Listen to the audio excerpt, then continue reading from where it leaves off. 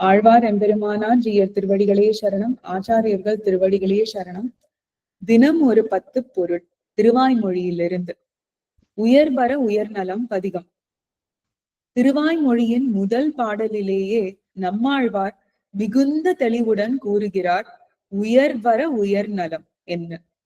உயர்வர உயர்நலம் உடையவன் எவனவன், மயர்வர மதிநலம் அருளினன் எவனவன், அயர்வரும் அமரர்கள் அதிபதி எவனவன், துயரறு சுடரடி தொழுதெழு என் மனனே.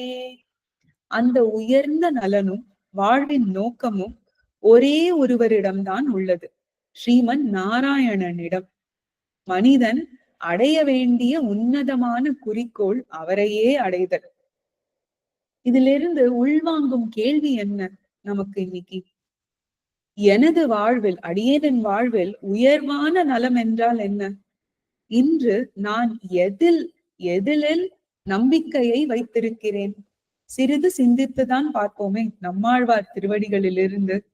அடியேன் ஸ்ரீனிவாசதாசன். ஆழ்வார் எம்பெருமானார் ஜீயர் திருவடிகளே சரணம். ஆச்சாரியர்கள் திருவடிகளே சரணம்.